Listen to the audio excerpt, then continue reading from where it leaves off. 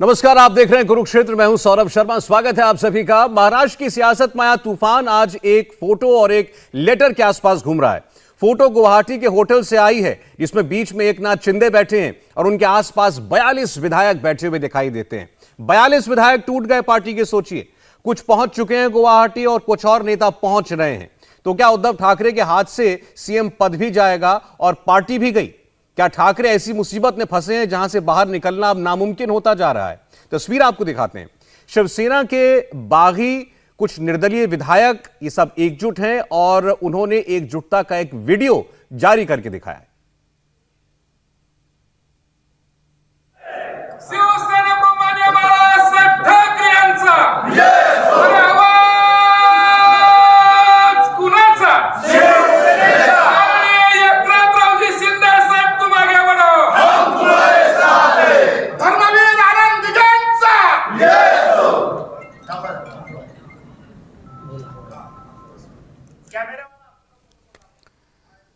तो ये तस्वीर आपको बता रही है कि शिंदे गुट इस वक्त कितना मजबूत होता जा रहा है। और थोड़ी देर पहले 3 और नेता भी सूरत से गुवाहाटी के लिए निकल चुके हैं। आपको बता दें, इनमें संजय राठौड़ हैं, दादाजी भूसे हैं और रविंद्र फाटक। ये 3 भी शिंदे गुट में शामिल हो सकते हैं। साथ ही निर्दलीय विधायक गीता जैन भी मुंबई से निकल चुकी हैं गुवाहाटी के लिए। तो ऐसे में ये साफ लग रहा है कि थोड़ी देर में 42 की जगह ये संख्या और बढ़ सकती है। और इसमें सबसे ज्यादा इंटरेस्टिंग बात यह है कि रविंद्र फाटक जो कि गुवाहाटी के लिए रवाना हुए हैं, ये वो शख्स हैं जिनको उद्धव ठाकरे ने अपना दूत बनाकर सूरत भेजा था एकनाथ शिंदे और बाकी विधायकों को मनाने के लिए, उनसे बातचीत करने के लिए। और इन्होंने उद्धव ठाकरे से एकनाथ शिंदे की बात कराई थी और उसके बाद ये खुद ही एकनाथ शिंदे के गुट में शामिल हो गए। तो शिवसेना को एक के बाद एक झटके लग रहे हैं। 3 और बड़े नेता भी अब सूरत से गुवाहाटी के लिए रवाना हो रहे हैं। लेकिन उद्धव सरकार को बचाने की आखिरी कोशिशें भी तेज हो गई हैं। एकनाथ शिंदे को मनाने के लिए उद्धव के अब एक नए दूत दीपक केसरकर ये भेजे गए हैं। इनके साथ एक और निर्दलीय विधायक भी जा रहे हैं। अब देखते हैं कि इनकी मुलाकात हो पाती है एकनाथ शिंदे से या नहीं, और क्या एकनाथ शिंदे इनकी किसी भी दलील से मानते हैं, थोड़ा नरम पड़ते हैं, ये हमें देखना होगा। फिलहाल आप देखिए, स्थिति ये है इस वक्त भी कम से कम 41-42 विधायक वो एकनाथ शिंदे के पास मौजूद हैं, गुवाहाटी में है, चंद एक रास्ते में है। उद्धव ठाकरे के पास 55 में से बमुश्किल 12 से 15 विधायक रह जाएंगे, ऐसी अभी तक के आसार नजर आ रहे हैं। महाराष्ट्र में जैसे जैसे हालात अघाड़ी सरकार के खिलाफ जा रहे हैं, शिवसेना की हताशा साफ नजर आ रही है। संजय राउत जो थोड़ी देर पहले तक बड़ी अकड़ में बात कर रहे थे अपने ही इन बागी विधायकों के लिए, उन्होंने ट्वीट किया है। और ट्वीट के शब्द कितने नरम पड़े हैं ये आपको दिखाते हैं हम। वो अब ट्वीट करके कह रहे हैं कि बातचीत से ही रास्ता निकल सकता है, घर के दरवाजे हमेशा खुले हुए हैं। संजय राउत ने लिखा है कि गुलामी छोड़कर स्वाभिमान के साथ फैसला करो। लेकिन इन्हीं संजय राउत ने आज दिन में बड़े तल्ख लहजे में कहा था कि मुंबई आए सारे विधायक और बात करें, हिम्मत है तो मुंबई में आकर बात करें। अगर अघाड़ी छोड़नी है तो विधायक आमने सामने आकर क्यों नहीं बोलते, बाहर बैठकर चिट्ठी क्यों लिख रहे हैं? सुनिए जरा उनकी चंद घंटे पहले की बात। अगर वो चाहते हैं कि महाविकास आघाड़ी से हमको बाहर जाना है तो ये बहाना है। ये बात अब हमारे सामने आकर भी कह सकते हो। यहाँ से भागकर किसी स्टेट में जाते हो, बीजेपी आपका कब्जा लेती है, ईडी सीबीआई का डराकर धमकाकर, हाँ, आपके ऊपर बंदूकें लगाकर हमारे खिलाफ लेटर लिखवाती है। ये जो है उससे शिवसेना न झुकने वाली है न डरने वाली है। ज्यादा से ज्यादा क्या होगा भाई, सत्ता जाएगी, हाँ, और क्या होगा, वापस सत्ता आएगी। महाविकास आघाड़ी से बाहर जाने को तैयार है। महाविकास आघाड़ी से वो लोग कह रहे हैं कि बाहर जाना चाहिए, तो क्या अगर वो ये कहते हैं तो आप लोग तैयार हो जाएंगे? आने दो, सामने बैठने दो, सामने आकर बात करने दो। हिम्मत है तो आइए। अब देखते हैं कि जो बात संजय राउत कह रहे हैं उनके दूत वहां जाकर पहुंचाते हैं तो उसका कितना असर होता है। अब मेहमानों के पास चलते हैं। संजय गुप्ता जी शिवसेना से हमारे साथ जुड़ रहे हैं। संजय जी, आपका बहुत स्वागत है। बृजमोहन श्रीवास्तव जी एनसीपी से, बृजमोहन जी स्वागत है आपका एक बार फिर इंडिया टीवी पर। शुभ्रष्टा जी जुड़ रही है हमारे साथ, राजनीतिक विश्लेषक हैं। शुभ्रष्टा जी बहुत स्वागत इंडिया टीवी पर आपका भी। वरुण सिंह, आप भी पॉलिटिकल कमेंटेटर हैं। वरुण, आपका स्वागत है। और रोहन दुआ जी हमारे साथ स्टूडियो में मौजूद हैं, वरिष्ठ पत्रकार हैं। रोहन जी, आपका भी बहुत स्वागत है। संजय जी, फिलहाल जो परिस्थिति बनी हुई है, 41-42 विधायक जो हैं वो शिंदे कैंप में मौजूद हैं। राउत साहब दिन तक तो ये कह रहे थे कि हिम्मत है तो सामने आओ, आप कह रहे हैं घर के दरवाजे खुले हैं। बागी विधायकों ने दिन में एक चिट्ठी जारी की, आपने भी पढ़ी होगी, उन्होंने कहा कि ये दरवाजे हमारे लिए 2.5 साल से क्यों बंद थे।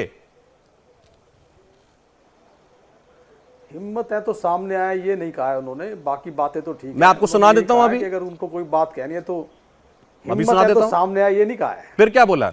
सुनवाइए कि नहीं, हिम्मत है। क्या बोला?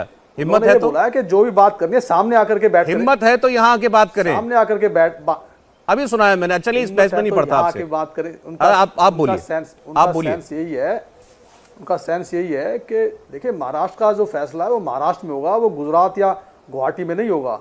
इस तरह से किसी विधायकों को किसी स्टेट के विधायकों को दूसरी स्टेट के अंदर पुलिस कस्टडी में रखना। आप देखिए जो एक विधायक छूट के आए, उन्होंने क्या कहा कि उनके पीछे 200 पुलिस वाले थे और किस तरह से उनको ज़बरदस्ती रखा गया, और जिस तरह से उनके होश में आने के बाद उनको दोबारा से इंजेक्शन लगाने की कोशिश की गई। क्या ये लोकतांत्रिक प्रक्रिया की हत्या नहीं है? मतलब ऐसा क्या हो गया मुंबई के अंदर, आज से अभी कुछ दिन पहले, 2-3 दिन पहले ही जब विधान परिषद के इलेक्शन हुए थे तो 55 में से 52 वोटें उसमें पड़ी थी। 2 दिन के अंदर एक साथ इनको जिस तरह से स्टेटों में अगवा किया गया है, हम तो यही कहेंगे कि अगवा किया गया है। हम क्यों कहें कि महाराष्ट्र के विधायक दूसरी बीजेपी शासित स्टेटों के अंदर कर क्या रहे हैं? अभी ममता दीदी ने कहा कि हमारी स्टेट में भेजी ना, तो जिन लोगों ने उनको बीजेपी शासित प्रदेशों में भेजा है, ममता दीदी की स्टेट में भेजिए, फिर आप बयान देखते हैं हम किस तरह के आएंगे, किस तरह के नहीं आएंगे। तो जिस तरह से लोकतंत्र की हत्या की जा रही है, ये ठीक नहीं है। ठीक है, महाराष्ट्र का फैसला महाराष्ट्र में होगा। अगर उनको कोई शिकायत है तो महाराष्ट्र में आकर के उद्धव जी से देखिए बीजेपी की तो बीजेपी जाने, लेकिन आप अगर ये कहते हैं कि ये 40-42 विधायक इनको अगवा करके आपकी नाक के नीचे से मुंबई महाराष्ट्र में से कोई अगवा करके ले गया, तो ये तो आपकी सरकार की परिस्थिति के बारे में बहुत बुरा हाल बताता है। पहली बात तो ये। दूसरा, भी आपने जो 2 विधायकों के नाम लिए, आपने तो एक का लिया, दूसरे कैलाश पाटिल है, नितिन देशमुख, कैलाश पाटिल, जिन्होंने कहा कि हमें जबरदस्ती मारपीट करके ले जाया गया था। ये उनका बयान है। उनके पलट आज बागी गुट के विधायकों के वीडियो जारी हो गए। एक कह रहे हैं कि ये कैलाश पाटिल मुझे खुद लेकर के गए थे। ये उन विधायक का नाम है तानाजी सावंत। वो कह रहे हैं कैलाश पाटिल खुद मेरे पास आए थे और मुझे कह रहे थे एकनाथ शिंदे के घर जाना है। दूसरे नितिन देशमुख को जो लोग गुवाहाटी से चार्टर्ड प्लेन में बैठाकर नागपुर उनके घर छोड़कर आए, वो लोग कह रहे हैं कि इन्होंने कहा था मुझे अपनी पत्नी और बच्चों की याद आ रही है, मुझे उनके पास जाना है, तो इनको चार्टर्ड फ्लाइट में बाकायदा बैठा करके हम घर ड्रॉप करके आए हैं। ये बात वो कह रहे हैं जो गुवाहाटी में है, जो मुंबई में है, ये बात वो नहीं कह रहे। जब तक कि गुवाहाटी से छूट करके महाराष्ट्र में नहीं आते, जब तक कि अपनी स्टेटमेंट वो महाराष्ट्र में मुंबई में नहीं देते, तब तक किसी भी स्टेटमेंट पर विश्वास नहीं किया जा सकता। चलिए ठीक है। जब तक वो मुंबई में नहीं आते तब तक, और जो भी शर्तें उन्होंने रखी हैं, जिस भी तरह की जो भी बात कही है, उद्धव जी ने सारी शर्तें तो मान ली। कौन सी ऐसी बात है जो उन्होंने कही? वो तो कह रहे हैं कि आप वो तो कह रहे हैं कांग्रेस एनसीपी का साथ छोड़िए, एक ही शर्त है। तो कह दिया, इस पर भी तो कह तो दिया कि आप आ जाइए, आप कहते हैं तो हम गाड़ी भी छोड़ देते हैं, बोल तो दिया। ब्रिजमोहन जी ये अच्छा ठीक है, अब आपने बड़ी बात बोली है। आपने कहा कि शिवसेना ने कह दिया है मुंबई में आकर कहो, हम ये सरकार भी छोड़ देंगे, अलायंस भी छोड़ देंगे। ब्रिजमोहन जी, मतलब शिवसेना आपसे जाने के लिए तैयार है अगर उसके विधायक बचते हैं तो? निश्चित रूप से। देखिए सौरभ भाई, ये जो गठबंधन है ये इच्छा के ऊपर है, ये कोई दादागिरी या तानाशाही पे नहीं। अगर महाविकास अघाड़ी, आज महाविकास अघाड़ी का अस्तित्व है और हम महाविकास अघाड़ी के एक अभिन्न अंग के रूप में हम लोग इंटीग्रल पार्ट के रूप में काम कर रहे हैं महाविकास अघाड़ी के साथ, और हम लोग शिवसेना के साथ हैं। आदरणीय उद्धव ठाकरे हमारे प्रदेश के मुख्यमंत्री हैं और उनका नेतृत्व, चूंकि शिवसेना का नेतृत्व है तो हम उनके साथ खड़े हुए हैं। अब ये शिवसेना को तय करना है, उनके साथियों को तय करना है, और जो होगा उसके साथ हम लोग हैं। उस पर कहा किसी प्रकार की कोई हम लोगों ने अभी तक बात नहीं की। हम एक बात जरूर इस मौके पे कहना चाहते हैं कि राष्ट्रवादी कांग्रेस पार्टी के सारे विधायक एक साथ हैं, एक मत हैं, और हमारे नेता आदरणीय शरद पवार जी हैं, वो जो फैसला लेंगे वो हम सब लोगों को मान्य होगा, ये बहुत ही स्पष्ट है। दूसरी बात मैं जो कहना चाहता हूं कि इस समय महाविकास अघाड़ी के पास बहुमत है। हम विधानसभा में आज भी बहुमत सिद्ध करने की क्षमता रखते हैं, और हमारी सरकार एक निर्वाचित सरकार है जो प्रदेश के हित में काम कर रही है, ये बिल्कुल स्पष्ट है। तीसरी बात है जो मैं आपके चैनल के माध्यम से कहना चाहता हूं, जो बहुत ही गंभीर बात है सौरभ भाई, जिसपे हम सब, देखिए सरकार आएंगी और जाएंगी, मुद्दा यह है कि आखिर हो क्या रहा है? जिस ईडी, सीबीआई, एनसीबी और आपके एनआईए की बात चलती थी, वो आज कहां है? एक देखिए कि एक चार्टर प्लेन से लोगों को लेकर असम जाया जाता है, वहां एक 5 स्टार होटल में रखा जाता है, जिसके बारे में यह कहा जाता है कि वहां पे 80 कमरे हैं, एक एक कमरे का किराया लगभग 40,000 के आसपास है। तो वहां ये पैसा कौन खर्च कर रहा है और क्यों खर्च कर रहा है? ये गंभीर प्रश्न जो हमारे लोकतंत्र पे हम लोगों को ठीक है बृजमोहन बातचीत जी, करना चाहिए।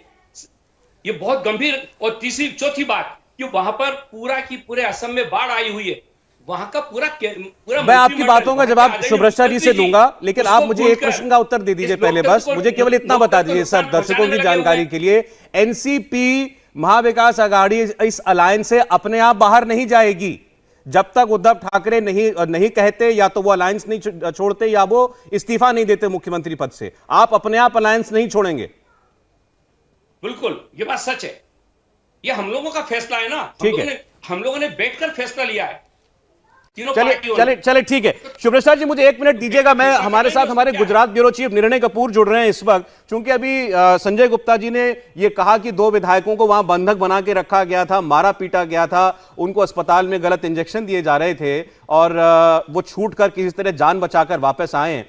निर्णय, ये इल्जाम आज फिर दोहराए गए हैं मुंबई में, हकीकत क्या है इसकी?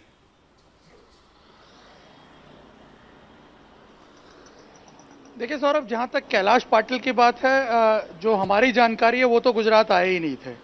ये यहाँ हमें पुलिस के सूत्रों से पता चला। और जहाँ तक नितिन देशमुख की बात है, मैं आपको कुछ फैक्ट सामने रखना चाहता हूँ जो हमारे अपने सूत्रों से हमें पता चले हैं। पुलिस में, होटल में और एयरपोर्ट में जो लोग हैं उनसे हमें जो जानकारी मिली है उसके हिसाब से मैं आपको बता दूँ, हॉस्पिटल्स के डॉक्टर्स भी इसमें मौजूद हैं। नितिन देशमुख जब पहुँचते हैं होटल में, वो अपने रूम में जाते हैं और बताया जाता है कि उसके बाद वो एकनाथ शिंदे से मिलते हैं। ये सब रात में ही हो रहा है, करीब 2 बजे के आसपास की बात है ये। और उसके बाद बताया जा रहा है कि वो बाहर आकर के बहुत ही झुंझलाए हुए दिखते हैं, काफ़ी एंशियस दिखते हैं और इनफैक्ट लॉबी में खड़े होकर गालियां निकालने लगते हैं एकनाथ शिंदे को। और उसके बाद वहाँ पे बताया जा रहा है कि उन्होंने कुछ गमले पड़े हुए थे वहाँ लॉबी में, वो भी तोड़ दिए। और जो हमारी बात हुई है पुलिस के सूत्रों से, हमें ये पता चला कि उस वक्त वो काफ़ी शराब पिए हुए थे, अंडर इम्प्रेशन थे, ये बताया जा रहा है। और सबसे बड़ी बात, हमारी होटल के सूत्रों से कुछ बात हुई, हालांकि वो सीसीटीवी फुटेज हम एक्सेस करने की कोशिश कर रहे हैं, जिसमें ये बताया जा रहा है कि अगर वो सीसीटीवी फुटेज आप देखेंगे तो वो लड़खड़ा रहे थे और उनको 7-8 पुलिस वाले कंट्रोल कर रहे थे। और सबसे इम्पोर्टेंट बात कि उनको हॉस्पिटल ले जाने के लिए होटल से ही फ़ोन किया गया था। 108 जो इमरजेंसी सर्विस है उसकी एम्बुलेंस आई और वो उनको हॉस्पिटल लेकर के गई है। और इसके अलावा मैं आपको बता दूं कि शाम को जब वो पूरी तरह स्टेबल थे, एकनाथ शिंदे उनसे मिलने खुद हॉस्पिटल गए थे और दोनों एक साथ ही होटल में वापस आए थे। बाकायदा वहाँ पे जो ड्राफ्ट तैयार किया गया था उसमें उनके सिग्नेचर थे। उसके बाद वो एयरपोर्ट गए सभी विधायकों के साथ और बाकायदा उनका बोर्डिंग पास बना और वो खुद एयरपोर्ट के अंदर जा रहे हैं बिना किसी दबाव के। ये विजुअल्स हैं लोगों के पास। और उसके बाद वो वहाँ से गुवाहाटी गए हैं और गुवाहाटी से फिर वो नागपुर गए हैं। ये मैंने फैक्ट ऑफ द मैटर जो है वो आपके सामने रखा है। अब इसको किस तरह से इंटरप्रेट किया जा रहा है ये आपके सामने है। जैसे आकर के उन्होंने मुंबई में जो बयान दिया, ऐसा लगता है जैसे पूरे मामले को एक नया एंगल देने की कोशिश कर रहे हैं वो। जी ठीक है, इसका जवाब संजय जी से लेंगे, लेकिन शुभ्रष्टा जी देखिए, जो बातें हो रही हैं, कोई कह रहा है कि अभी तक क्यों एकनाथ शिंदे जी जो है उन्होंने कोई कदम क्यों नहीं उठाया, वो गवर्नर को अप्रोच क्यों नहीं कर रहे हैं कि मेरे पास इतने विधायक हैं, हम शिवसेना का असल शिवसेना हम हो गए। इसका मतलब उनके पास नंबर नहीं है। अभी आप संजय जी को सुन रही थी, उन्होंने कहा सब ईडी सीबीआई का खेल है। संजय राउत कह रहे हैं कि बंदूक कनपटी पर रखकर इन लोगों को अगवा करके ले गए।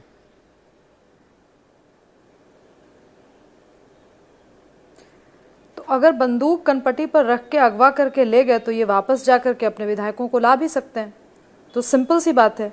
मुझे ना ईडी वाला तर्क बड़ा कमज़ोर सा तर्क लगता है सौरभ जी, क्योंकि ये एक तरह से ये एक एडमिशन है कि हमने गलत तो किया, लेकिन चूंकि आपकी सरकार है इसीलिए आप अपने सरकारी तंत्र का प्रयोग मत कीजिए मेरे ऊपर। हम विपक्ष में हैं इसीलिए आप हमारी तरफ थोड़ा सा दयावान रहिए और हमारे ऊपर मत कीजिए, क्योंकि आप करेंगे तो फिर हम लोकतंत्र खतरे में है की बात करेंगे। भाई ईडी के यहाँ, ईडी का छापा किसके यहाँ पड़ता है? आपके और मेरे यहाँ तो नहीं पड़ता। तो जिनके यहाँ पड़ रहे हैं उनको चिंता तो होनी चाहिए ना कि हमने ऐसा कौन सा काम कर लिया कि भाई इंफॉर्मेशन डायरेक्टरेट हमारे घर पे छापा के लिए पहुंच रही है। ये कुछ सवाल है सौरभ जी, मुझे लगता है जो एक आम जनता को, जो इतना नॉर्मल हो गया है डिस्कोर्स में, हॉर्स ट्रेडिंग की बात इतनी नॉर्मल हो गई है कि हमारे विधायकों को आप तोड़ कर ले जा रहे हैं, आप खरीद ले रहे हैं। भाई आप कितनी बड़ी बात करें, आप अपने विधायकों के बारे में ये कह दे रहे हैं कि हमारे विधायक बिकाऊ हैं, आप जो बोली लगा रहे हैं उस हिसाब पर वो बिकने को तैयार हैं, और हम इसको बहुत नॉर्मली लेते हैं कि हाँ ये तो होता ही है। बात यह है कि हमारे लोकतंत्र में बहुत खामियां आ गई हैं सौरभ जी, इसमें कोई दो राय नहीं है। लेकिन क्या आज जिस तरीके से डिबेट हो रही है, जिस तरीके से बहस हो रही है और जिस तरीके से एक्चुअल में पॉलिटिक्स खेली जा रही है, क्या ये लॉन्ग टर्म विजन किसी एक देश का होना चाहिए या नहीं होना चाहिए, मूल मुद्दा ये है। और उसके अलावा महाराष्ट्र हो या कोई भी स्टेट हो, जहां पर भी आप गठबंधन की सरकार में रहते हैं, वो गांठ कब खुलेगी और वो गांठ एक जगह, एक धागे से खुल करके दूसरे धागे में कब जुड़ेगी, ये सिर्फ और सिर्फ पॉलिटिकल स्ट्रैटेजी का हिस्सा होता है, ये सिर्फ और सिर्फ पॉलिटिकल जगलरी का हिस्सा होता है। इसमें कोई नैतिकता नहीं होती। नैतिकता होती तो शायद शिवसेना और एनसीपी कभी साथ नहीं आती। अच्छा शिवराज जी, लेकिन एक चीज अभी आपने कहा, जिस किस्म की राजनीति देश में हो रही है, क्या ये भले के लिए है देश की? इसके लिए फिर आपका इशारा किस ओर है? आप किसको जिम्मेदार मान रही हैं इस गिरावट के लिए? वो लोग जो कि लेके गए हैं इन विधायकों को मुंबई से, महाराष्ट्र से गुवाहाटी, वो जिम्मेदार हैं, या फिर वो सरकार जिम्मेदार है जिससे टूट कर ये विधायक गए हैं? ये पूरी व्यवस्था का सवाल है सौरभ जी। ये हम जिस तरीके के नेताओं को इलेक्ट कर रहे हैं, सवाल उसका भी है, ये जनता का भी सवाल है। अगर हम जान रहे हैं कि हमारा नेता ऐसा है कि आज वो इस पार्टी में है, कल वो उस पार्टी में, सिर्फ इसलिए कि उसको कुछ पेटियां उसको फलाने सरकार से मिल जाएंगी, कुछ पेटियां उसको ढिमकी पार्टी से मिल जाएगी, तो फिर ऐसे विधायकों को चुन भी तो हम ही रहे ना। इसलिए इसका ठीकरा किसी एक पार्टी पे फोड़ देना, किसी एक सिस्टम पे फोड़ देना या किसी एक सरकार पे फोड़ देना मेरे हिसाब से सही नहीं है। चलें ठीक है, लेकिन मैं आपकी इस वक्त की पॉलिटिकल असेसमेंट जानना चाहता हूं। आपके हिसाब से उद्धव सरकार जा रही है या ये विधायक वापस लौटेंगे जैसा वो उम्मीद कर रहे हैं? सौरभ जी, इस सिचुएशन में तो सीधी सीधी बात है कि उद्धव ठाकरे अपने, अंग्रेजी में कहते हैं, couldn't keep his house in order। ये बात सच है कि शिव सैनिकों की बात उन्होंने पिछले 2.5 साल, जब से सरकार बनी तब से लेकर अभी तक ग्राउंड पे उनके अपने कार्यकर्ता क्या कह रहे थे, इसका इल्म भी उन्हें शायद नहीं था। और इसके बारे में जब उनको इंफॉर्मेशन, सूचना दी जाती रही तो भी उन्होंने ग्राउंड की आवाज को इग्नोर किया। और सौरभ जी, ये बहुत चौंकने वाली बात नहीं है। सेकंड जनरेशन लीडरशिप जिस भी पार्टी में होती है, जहां पर परिवारवाद हावी हो जाता है, वहां पर ये समस्या आती है। अभी तो उद्धव ठाकरे फिर भी सुन रहे हैं और फेसबुक लाइव कर रहे हैं। आदित्य ठाकरे अगर बन गए, अगले शिवसेना प्रमुख अगर वो बन जाते हैं, तो फिर आप देखिएगा गिरावट और आएगी। क्योंकि जो अग्रेशन बाला साहेब ठाकरे का था, वो अग्रेशन ना आप उद्धव ठाकरे से उम्मीद कर सकते हैं, वो अग्रेशन और वो ह्यूमिलिटी ना आप आदित्य ठाकरे से उम्मीद कर सकते हैं। और यहां पर उद्धव ठाकरे और आदित्य ठाकरे को आप इस देश की किसी भी ऐसी पार्टी के साथ जोड़ सकते हैं जहां पे परिवारवाद एक तरीके से घर कर गई है। संजय जी जरा जवाब देना, उसके बाद वरुण जी और रोहन जी आपके पास आता हूं। संजय जी, देखिए, सुवृष्टा जी ने तो बहुत सी बातों को गोल मोल कर दिया, कुछ स्पष्ट जवाब नहीं दिए। दूसरा, जिस तरह से मतलब देखिए, एक दो बातें मैं, जो विरोधी गुट आज कर रहा है, एक दो बातें हम समर्थन करते हैं उनका। जिस तरह से हिंदुत्व की बात को कहा जाता है, कि कांग्रेस के साथ गठबंधन करने की बात को कहा जाता है, बहुत से मुद्दों को कहा जाता है, तो इस मुद्दे पे हम इस बात को मैं भी कहता हूं कि बहुत से मामले ऐसे हैं जिस पर गंभीरता से विचार करने की ज़रूरत है। क्योंकि कांग्रेस के साथ हमारा गठबंधन कभी भी इस बात को सही नहीं कहा जा सकता, और हमारी पार्टी के अंदर बहुत से नेता ऐसे हैं जो इस बात को सही नहीं मानते, और इस बात को समय समय पर कहा जाता रहा है। सरकार बनने से पहले भी हमारे पूर्व मुख्यमंत्री मनोहर जोशी साहब ने इस बात को कहा था कि हमारा ओरिजिनल अलायंस जो है वो बीजेपी है, कांग्रेस नहीं है। और इसी बात को प्रताप सरनायक साहब ने भी कहा था कि हमें बीजेपी से अपनी नज़दीकियां बनानी चाहिए। वो एक अलग बात है कि जब से महाराष्ट्र में सरकार बनी है, तब से बीजेपी केंद्रीय एजेंसीज के माध्यम से इस बात का प्रयास करती रही है कि किसी भी तरह से हम शिवसेना को फिर से अपने साथ ले आएं और फिर से सरकार मिलकर के बनाएं। देखिए, पुराने साथियों को अपने साथ लाने के लिए, उन्हें फिर से अपना बनाने के लिए थोड़ी प्यार मोहब्बत की बातें की जाती हैं। जिस तरह से डराया धमकाया जा रहा है शुरू से ही केंद्रीय एजेंसियों के माध्यम से, इस तरह से नहीं किया जाता। क्योंकि 2.5 साल के लिए मुख्यमंत्री अजीब बात हुई संजय जी, प्यार तो आपको बीजेपी से चाहिए, सरकार 2.5 साल से कांग्रेस एनसीपी के साथ बनाए बैठे आप। तो माने नहीं ना। आप मुझे बताइए कि 1 महीने का टाइम दिया उद्धव जी ने, 1 महीने तक इस बात का फैसला नहीं किया था 2019 में कि सरकार किसके साथ बनानी है, कांग्रेस के साथ जाकर के, एनसीपी के साथ जाकर के 1 दिन में सरकार नहीं बना दी थी। तो आप तो फिर खुल के कहिए ना कि बृजमोहन जी सुन रहे हैं आपको, आप कहिए कि एनसीपी कांग्रेस ये तो मजबूरी का सौदा है हमारे लिए। देखिए कांग्रेस और एनसीपी की विचारधारा और हमारी विचारधारा एकदम अलग है। वो एक अलग बात है कि हमारे देश के अंदर कई स्टेटों के अंदर ऐसा हुआ है कि दूसरी विचारधाराओं के साथ मिलकर के सरकार बनाई गई है। ऐसा कश्मीर में भी हुआ है, ऐसा बिहार में अभी भी चल रहा है। मगर जिस तरह से केंद्रीय एजेंसियों का इस्तेमाल करके महाराष्ट्र में किया जा रहा है, मुझे लगता है ये लोग। चलिए अच्छा ठीक है, केंद्रीय एजेंसी वाली बात बहुत हो गई, अब जरा विचारधारा वाली बात जो आप कह रहे हैं मैं उस पर जाना चाहता हूं। वरुण, आपके पास आना चाहता हूं। आज संजय राउत साहब ने दिन में जब स्टेटमेंट ये दिया कि विधायक हमारे सामने आकर मुंबई में बात करें, फिर इनकी जो मांग है महाविकास आघाड़ी से बाहर निकलने की, उस पर भी हम विचार करेंगे। इस पर खबरें आई कि जो अलायंस पार्टनर से बड़े नाराज हो गए थे। आपको वाकई लगता है कि इतना हो जाने के बाद ये कदम उठा सकते हैं उद्धव ठाकरे कि इस अलायंस से बाहर हो जाएं, या अब जो भी लड़ाई है वो अंत तक जाएगी? क्योंकि वो एक ही सांस में फ्लोर टेस्ट की बात भी करते हैं कि जो होगा हम विधानसभा में देखेंगे। एक चीज पहले आपके सवाल का जवाब दूं उसके पहले मैं बृजमोहन जी को बता दूं कि बृजमोहन जी बस गूगल किया मैंने तो मुझे पता चला कि होटल की जो पर नाइट की कीमत है वो 5,000 है, 40,000 नहीं है। तो इतने बढ़ा चढ़ा के ना बात करें। दूसरा चीज ये आपका जो सवाल है सौरभ जी, बिल्कुल सही जवाब दूं तो मुझे ये लगता है कि एमवीए से उद्धव जी निकल जाएंगे और जो जितने एमएलएस गए हुए हैं वो वापस आके उनके साथ शिवसेना में ज्वाइन हो जाएंगे। ये क्लियर इंडिकेशन यहाँ महाराष्ट्र में, मुंबई में अभी है। और बीजेपी किसी भी तरीके से कोई भी जल्दबाजी में नहीं दिख रही है यहाँ। मेरी बहुत सारे एमएलए से बात भी हुई यहाँ पर, उनका कहना है क्लियर कट कि वो किसी भी जल्दबाजी में नहीं है कि वो कोई सरकार बनाए, किसी के साथ भी कोई सरकार बनाए। वो आराम से ये सब कुछ देखना चाहती है। ये एक जो गेम प्लान था, ये एक स्क्रिप्टेड गेम प्लान है। इसके अंदर मुझे तो जहां तक लगता है ये ज्यादा से ज्यादा शिवसेना ही इसके अंदर अहम किरदार निभा रही है। क्योंकि आप देखिए जिस तरीके से सेना के सारे लीडर्स जा पा रहे हैं यहाँ से, जितने आसानी से वो यहाँ से गुवाहाटी पहुंच जा रहे हैं, वो अपने आप में साबित करता है कि जब तक ऊपर से उनको आदेश नहीं है, छत्र छाया नहीं है, तो वो नहीं जाएंगे। ये पूरा का पूरा स्क्रिप्टेड शिवसेना की तरफ से है और पूरा इसमें से बीजेपी लॉजिस्टिकल सपोर्ट प्रोवाइड कर रही है कि सूरत और आप कह रहे हैं उद्धव ठाकरे खुद अपने विधायकों को जाने दे रहे हैं, एक नाथ शिंदे की बगावत एक बहाना है। एब्सोल्युटली, लुक एट हाउ, देखिए किस तरीके से गुलाब राव पाटिल जो उनके खास थे, मीटिंग में बैठे थे और दूसरे दिन चले गए, किस तरीके से गए। उनके साथ शिवसेना के लोग थे उस वक्त जिन्होंने एलिजेडली उनको पकड़ रखा था और वो निकल जाते हैं एयरपोर्ट से। दीपक केसरकर कल बोल रहे थे, हम एक दूसरे चैनल पे थे वहां पे, वो कह रहे थे कि मैं अभी तक मुंबई में हूं पर मैं जाऊंगा वहां पे। आप सदा सरवनकर, आपको बता देता हूं कि सदा सरवनकर जो एमएलए हैं, उनके बेटे समाधान सरवनकर कॉर्पोरेटर हैं, आदित्य ठाकरे के एकदम खास हैं। ये लोग बगावत करने वालों में से नहीं है। प्रताप सरनाईक के दोनों बच्चे पूर्वेश और विहांग, ये कॉर्पोरेटर एक रह चुका है, अभी एक कॉर्पोरेटर है। ये सब आदित्य ठाकरे के, उद्धव ठाकरे के बिल्कुल खास है। जब तक ऊपर से आदेश नहीं होगा ये नहीं जाएंगे। जब तक आपको मैं ऐसे अनगिनत नाम दे सकता हूं, यामिनी जाधव जो यशवंत जाधव की पत्नी है, क्लियर कट वो जब तक ऊपर से आदेश नहीं मिलेगा, जब तक पार्टी से नहीं आदेश होगा, नहीं जाएगी। तो आपके असेसमेंट बड़ी इंटरेस्टिंग है, आपने जो बात कही है। रोहन से मैं जानना चाहता हूं, इसमें एक ही चीज जो वरुण कह रहे हैं उसमें जो मुझे फिट बैठती नहीं लग रही, वो ये कि इस सब में लॉस ऑफ फेस किसका हो रहा है? उद्धव ठाकरे का। एम्बैरेसमेंट किसकी हो रही है? उद्धव ठाकरे की। सवाल यही तो कहा जा रहा है बार बार, जो खुद वरुण ने भी अपनी स्टेटमेंट में कहा, उनकी नाक के नीचे से 42 लोग निकल गए। वो अपने विधायकों को होटल में ठहराते हैं, वो होटल से निकल जाते हैं। वो किसी को अब चोरी छुपे नहीं जाना पड़ रहा है, वो अपने आप कोई सूरत पहुंच रहा है तो मुंबई एयरपोर्ट से फ्लाइट पकड़ रहा है।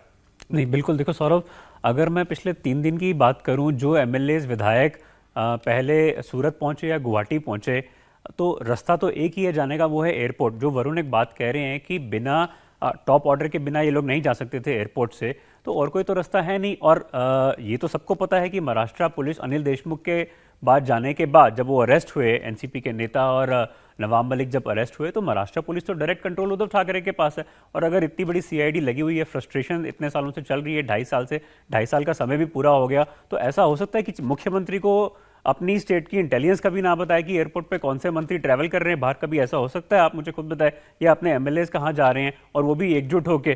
तो इतने सारे एमएलएज जब जा रहे हैं तो कहीं ना कहीं नॉलेज तो जरूर रही होगी। मैं बड़ा हैरान हूँ कि शिवसेना के नेता ने चुप्पी साधी इस वरुण के इस रिमार्क पे भी।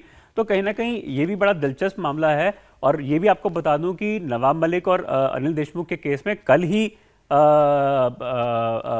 सचिन वाजे ने बोला कि मैं अप्रूवर बनने को तैयार हूं अनिल देशमुख के खिलाफ। तो जो अगर एलिगेशन इतने सालों से 2.5 सालों से लग रहे थे वो डेफिनेटली एक कारण तो था। नहीं, आपका मतलब आप वरुण के इस सस्पेंड से सहमत है और आपको लगता है कि खुद उद्धव ठाकरे इस सरकार से, इस अलायंस से बाहर निकलना चाहते हैं और उसके लिए तरीका इजाद किया गया है? बिल्कुल, क्योंकि प्रेशर बन रहा है। बीएमसी के इलेक्शंस आ रहे हैं अगले 3-4 महीने में और उसके बाद 1.5 साल रह गए लोकसभा चुनाव के। तो जिस तरीके से, अगर 1.25-2 साल भी रह गए, तो जिस तरीके से प्रेशर अगर बढ़ रहा है शिवसेना के ऊपर, तो कहीं ना कहीं तो उनको रास्ता निकलने के लिए चाहिए। नहीं तो फिर उसके लिए इतना घुमावदार रास्ता, ऐसा रास्ता जिसमें उनकी खुद की पार्टी की बदनामी हो, उनके रसूख पर सवाल उठे, फिर तो एक नीतीश कुमार जी की तरह सीधे सीधे जाकर के एक फोन कॉल करें और सरकार बदल दें। लालू जी को छोड़ दिया था तेजस्वी यादव को और बीजेपी का हाथ पकड़ लिया था। नहीं, देखिए शिवसेना के ऊपर तब भी दबाव था जब तक 2 मंत्री रिजाइन नहीं कर रहे थे, अनिल देशमुख और नवाब मलिक। तो ये तो ईडी ने अरेस्ट किया, तब जाके शिवसेना ने ये कदम उठाया कि ठीक है करप्शन के खिलाफ वो स्टैंड लेंगे। लेकिन क्योंकि एनसीपी और कांग्रेस जो हैं उनकी आइडियोलॉजिकल वॉर है एक शिवसेना के साथ में, और जहां पे दाऊद इब्राहिम का नाम आना शुरू हुआ वहां पे शिवसेना के ऊपर प्रेशर और बढ़ना स्टार्ट हुआ। लेकिन फिर भी देखिए, उस वक्त भी उद्धव ठाकरे ने, उनकी पार्टी ने अपने मंत्रियों का बचाव किया था, एनसीपी के मंत्रियों का बचाव किया था। और दूसरे फिर आज जो स्टेटमेंट्स आ रही हैं संजय राउत की तरफ से भी या उद्धव ठाकरे की तरफ से भी कि इनको जबरदस्ती ले जाया जा रहा है, वो अपने विधायकों को बुला करके मीडिया के सामने परेड करा रहे हैं कि देखो इनको मार पीट के ले गए थे, ये किस तरह जान बचा के वापस आए हैं। तो फिर ये क्यों साथ साथ चल रहा है, ये समझ में नहीं आता। मैं आपको एक बात बताऊं, संजय राउत का भी जो किस्सा है ना, वो एक आज की डेट में ये लोगों को एक बड़ा भ्रम है कि वो एक बड़े कद्दावर नेता हैं शिवसेना के या बड़े मजबूत नेता हैं। मुझे जितना शिवसेना से बात करने में समझ आया, मैंने काफ़ी मेंबर पार्लियामेंट से भी बात करी, संजय राउत के बयान को आज भी ठाकरे उतना सीरियसली नहीं ले रहे जितना कि पहले लिया करते थे। तो फिर उन्हीं को क्यों भेजते हैं बयान देने के लिए? तो नहीं, लेकिन एमिसरीज भी तो बाकी जा रहे हैं गुवाहाटी, क्योंकि जिस तरीके से संजय राउत ने सिर्फ अपने सर पे ले लिया है कि शिवसेना दिल्ली में अगर चलेगी, निगोसिएशंस होंगी टेबल पे, तो वो उन्हीं के थ्रू होंगी, शरद पवार के कैंप के साथ में हो या कांग्रेस के साथ में हो या भाजपा के साथ में हो, तो उससे कहीं ना कहीं ठाकरे परेशान भी थे। और आप देखिए, आपने खुद भी पहले बताया 10 मिनट पहले की शो में कि उन्होंने अपने ट्विटर पे वापस रिकंसिलिएशन की एक ऑफर दी है, अपने एग्रेसिव बिहेवियर को चेंज किया है। तो वो रिकोर्स जो नजर आ रहा है वो इसलिए भी नजर आ रहा है कि संजय राउत के बिहेवियर पे भी बड़ा एक स्क्रूटनी है। मैं जरा संजय जी के पास और बृजमोहन जी के पास जाऊंगा, इसमें कुछ ऐड करना चाह रहे हैं वरुण जी। वरुण बोलिए। नहीं, मैं ये कहना चाहता था कि एनसीपी फिलहाल पुलिस डिपार्टमेंट जो है, होम डिपार्टमेंट दिलीप वलसे पाटिल के पास महाराष्ट्र में है, उनकी भी नजर चूक गई क्या इसमें से? ये सब मिली जुली चीजें चल रही हैं यहाँ पे। I am telling you honestly, ये शायद शरद पवार को छोड़ दे तो एनसीपी में बहुत से लोगों को बहुत सारी चीजें पता है एंड ये धीरे धीरे आगे खुलेगा। और मैं आपको बता दूं एक ही खाली चीज की, कल जो उद्धव जी ने अपना वर्षा बंगला छोड़ा, मेरी जो इन्फॉर्मेशन थी कि 4:30 तक उनका इस्तीफा तैयार था। 5 बजे का जो उनका प्रेस कॉन्फ्रेंस फेसबुक लाइव था वो 5:30 बजे के बाद हुआ, क्योंकि वो आधे पौने घंटे के अंदर खास करके राउत और शरद पवार इन्होंने मिलकर उन्हें कन्विंस किया कि भैया थोड़े दिन रुको, जब तक सत्ता है तब तक रहने, क्योंकि एनसीपी इकलौती पार्टी है महाराष्ट्र में जो गेन कर रही है इस अलायंस से, और शरद पवार इकलौते ऐसे नेता जिन्होंने गेन किया है। और हाल ही में जो एमएलसी पोल हुआ वो इसका क्लियर कट इंडिकेशन है, जहां सेना 64 लोगों की साथ वाली 52 वोट्स पाती है, कांग्रेस 44 में अपने एक भी कैंडिडेट को फर्स्ट प्रेफरेंस में नहीं जिता पाती, एनसीपी 53 से 57 पे आ जाती है। तो वो एनसीपी चाहती है कि ये सरकार रहे, किसी भी हालत में रहे, ताकि उनको गेन होता रहे। और I am telling you honestly, Uddhav Thackeray has made his mind कि उन्हें इस सरकार में नहीं रहना है, उन्हें ये छोड़ना है, और वो किसी ना किसी तरीके से बहुत जल्दी यहां से निकल जाएंगे। एक खबर दे दूं बस, मैं फिर चलता हूं दोनों राजनीतिक मेहमानों के पास। इस वक्त बड़ी खबर यह आ रही है इस पूरे संकट पर कि देवेंद्र फडणवीस वो अब दिल्ली के लिए निकले हैं, दिल्ली के लिए रवाना हुए हैं। मुंबई से दिल्ली जा रहे हैं देवेंद्र फडणवीस, और इस पूरे सियासी घटनाक्रम पर उनकी पार्टी आलाकमान से बातचीत होगी, ये माना जा रहा है। तो क्या अब हम, जो बीजेपी पूरी तरीके से खामोश है इस इतने बड़े घटनाक्रम पर भी, भले ही खुलकर नाम किसी के भी लिए जा रहे हों, लेकिन पार्टी आधिकारिक तौर पर कुछ नहीं कह रही है। क्या जल्दी ही जो है इस पूरे घटनाक्रम में बीजेपी की भी एंट्री हमें खुलकर होती दिखाई देगी, इस पर बात करेंगे। लेकिन अभी जो हमारे दो पैनलिस्ट ने बात कही कि उद्धव ठाकरे जो है सरकार में नहीं रहना चाहते, ये अननेचुरल अलायंस है, उनको भी समझ में आ गया है। अभी संजय जी खुद ही कह रहे थे कि कई मुद्दों पर, हमारी सभी मुद्दों पर वैसे तो विचारधारा आपकी इनसे नहीं मिलती, सिवाय एक के कि उस वक्त बीजेपी आपको पसंद नहीं थी और इनको कभी पसंद नहीं थी। तो आप सहमत हैं इनसे कि अब इस सरकार से बाहर निकलने का समय आ गया है? संजय जी। देखिए सौरभ जी, इसमें तो खैर कोई दो राय नहीं है कि हमारी पार्टी के ज़्यादातर नेता ही नहीं बल्कि आम कार्यकर्ता भी इस बात से सहमति नहीं रखते कि कांग्रेस और एनसीपी के साथ मिलकर के सरकार बनाई जाए और चलाई जाए, क्योंकि विचारधारा का बहुत बड़ा फ़र्क है। जिन मुद्दों पर हमने हमेशा अपनी राजनीति को करा 50-55 सालों में, उन मुद्दों पर आप अयोध्या, काशी और मथुरा के मुद्दे को ले लीजिए, क्या इन मुद्दों पर कभी एनसीपी और कांग्रेस साथ रही? कभी भी नहीं रही। हम तो बहुत से मुद्दों पर बोलना चाहते हैं मगर रुक जाते हैं।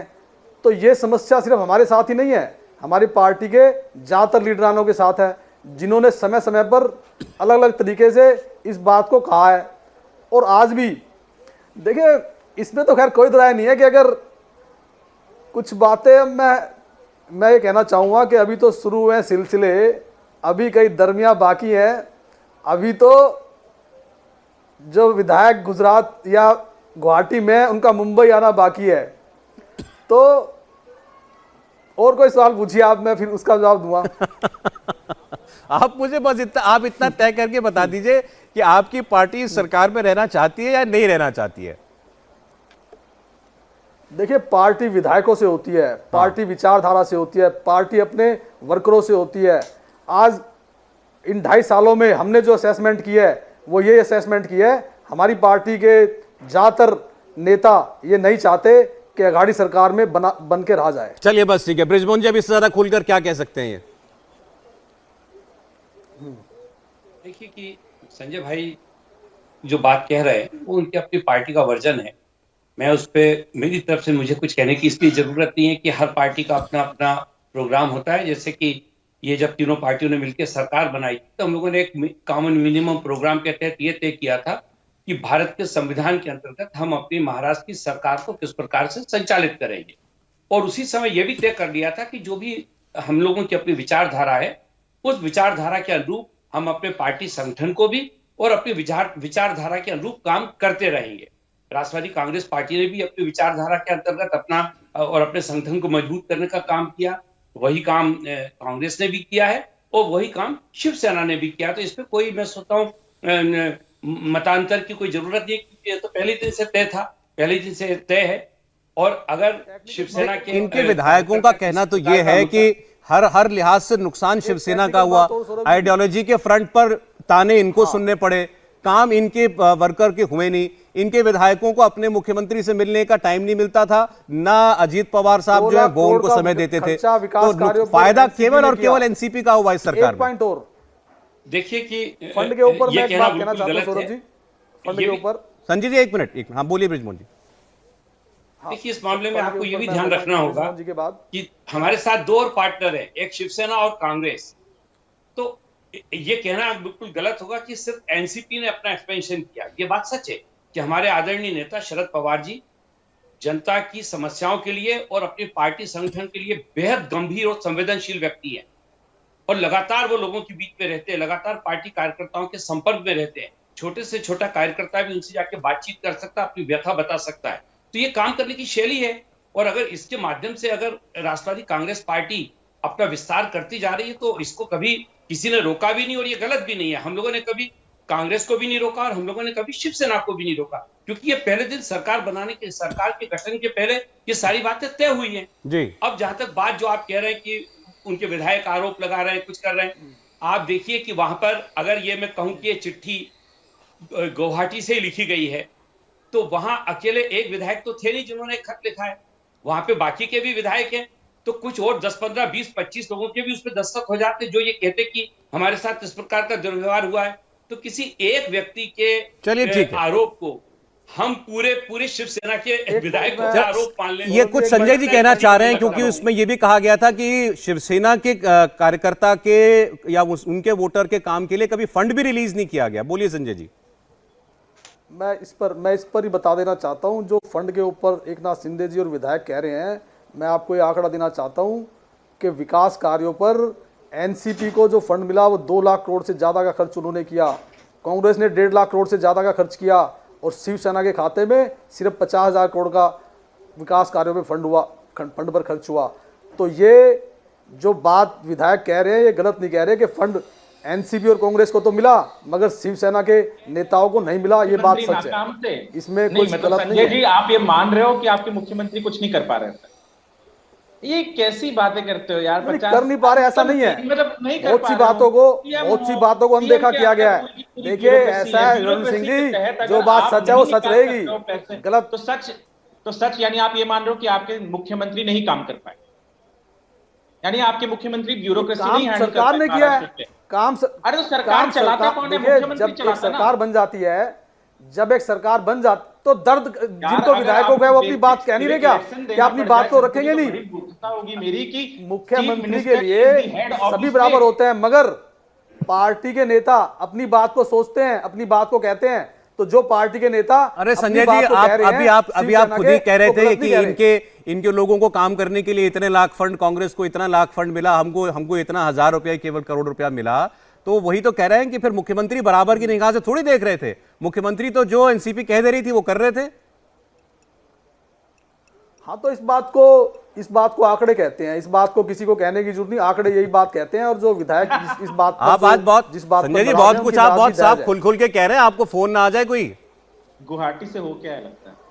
फोन देखिए सच होता है। अब इस बात को तो पार्टी के बहुत से नेता कह रहे हैं फोन आएगा तो आएगा, जो भी होगा, लेकिन सच को तो सच ही कहा। चलिए ठीक है, मैं शुभ्रष्टा जी का कमेंट इस पर लेना चाहता हूं। आप पहले भी इस बारे में बोल रही थी शुभ्रष्टा कि बाला साहब के बाद इस शिवसेना में लीडरशिप का टॉप लेवल पर उस किस्म का क्यूमन नहीं है कि वो लॉयल्टी कमांड कर सकें जो बाला साहब ठाकरे किया करते थे। लेकिन हमने ये देखा है कि बाला साहब के जाने के बाद भी शिवसेना ने उद्धव ठाकरे की लीडरशिप में कभी कोई खराब प्रदर्शन नहीं दिखाया। इलेक्टोरली कभी उन्होंने कोई खराब प्रदर्शन नहीं दिखाया। पार्टी अच्छे से चली। राज ठाकरे साहब की बगावत हुई तब भी कोई खास फर्क नहीं पड़ा उद्धव ठाकरे जी को। मुख्यमंत्री बन गए वो, चाहे किन्हीं परिस्थितियों में बने हो। अचानक ऐसा क्या हुआ कि उनके 55 में से 42 विधायक जो हैं उनको अचानक ये समझ में आता है कि बस अब इनके साथ हम नहीं रह सकते?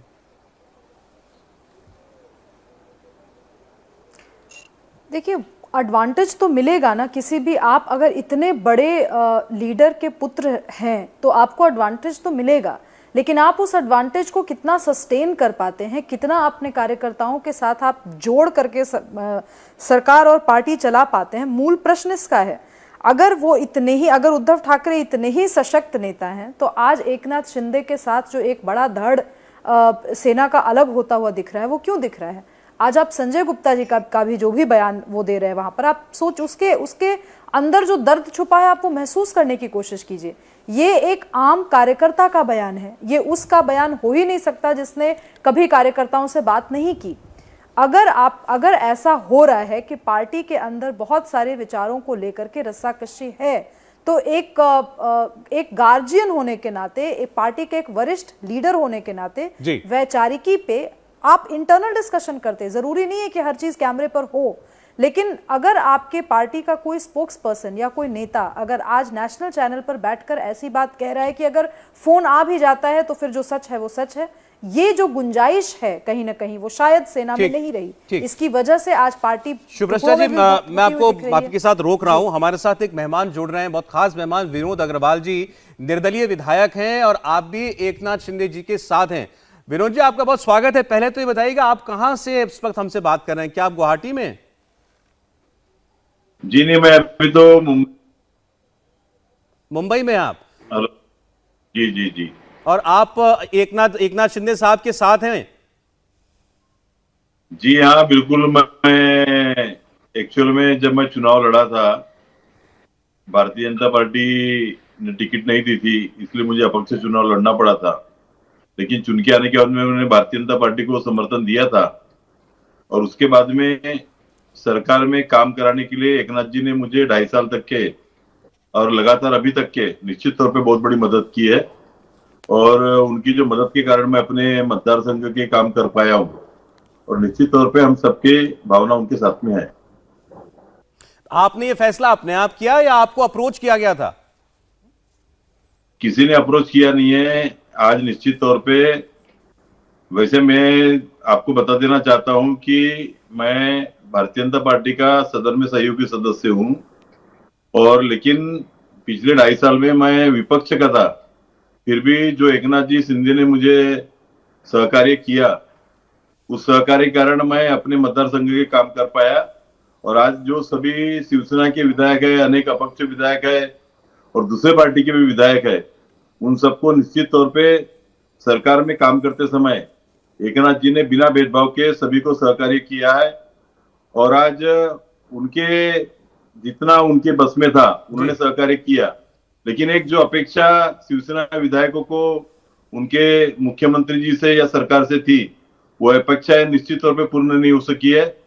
और इसलिए एक सम विचार के लोगों की, एक तो पहली बात युति होना चाहिए, दूसरी बात जो एकदम निधि शिवसेना विधायक को नहीं मिला था, ये सभी बातें हैं। और इन सब बातों का ये जो परिणाम है, जब हमको दिख रहा है कि सामने में हमको दिखाई पड़ रहा है। जी अच्छा, ये बताइए कि क्या आप भी गुवाहाटी जाएंगे या आपको नहीं लगता इसकी जरूरत है? सर बुलाएंगे निश्चित तौर पे मैं जाऊंगा, लेकिन अभी मुझे मेरे यहाँ पर चुनाव है लोकल में, जिला पंचायत के, इसलिए मैं यहाँ पर रुका हुआ हूँ। क्या आपकी शिंदे साहब से बात हुई है? हाँ निश्चित तौर पे हुई है, उनसे भी बात हुई है, देवेंद्र जी से बात हुई है, क्योंकि मैं बीजेपी का सहयोगी सदस्य भी हूँ, और निश्चित तौर पे मेरी दोनों नेताओं से बात हुई है। तो देवेंद्र जी की क्या भूमिका है इस पूरे घटनाक्रम में? देवेंद्र जी की क्या भूमिका है, ये तो अभी आपने देखा है कि भाई एकनाथ जी ने जो भूमिका रखी है कि भाई कांग्रेस और राका के साथ में शिवसेना की युति यहाँ कहीं भी यानी लायबल नहीं है, और निश्चित तौर पे समविचारों के साथ में हमने युति करना चाहिए, क्योंकि जो मैंडेट मिला था वो भारतीय जनता पार्टी को और शिवसेना को मिलकर के मिला था। और उसके बाद में जो युति हुई, वो युति कहीं पर भी लोगों को, जिन लोगों ने मतदान किया था उन लोगों के ऊपर में एक अन्याय था, उनके ऊपर अत्याचार था, और हिंदुत्व के नाम के ऊपर में आज दोनों पक्ष की जो एक समान विचारधारा है, उस विचारधारा को साथ में लेकर के आगे बढ़ने की सभी विधायकों की मंशा है। और इसलिए चाहे आज शिंदे जी हो या अपने देवेंद्र जी हो, आज दोनों के नेतृत्व में आगे बढ़ने के लिए हम सभी लोग निश्चित तौर पे तैयार है। 1 मिनट का समय मुझे दीजिएगा। ब्रिजमोहन जी एनसीपी से कुछ कह रहे हैं, बोलिए ब्रिजमोहन जी। मैं बस ये पूछना चाह रहा था कि सरकार काम कर रही थी कि नहीं। तो अभी जैसा इन्होंने कहा कि आदरणीय एकनाथ जी लगातार मदद करते रहे शासकीय कार्यों में, तो शासकीय कार्य तो होते थे ना सरकार में।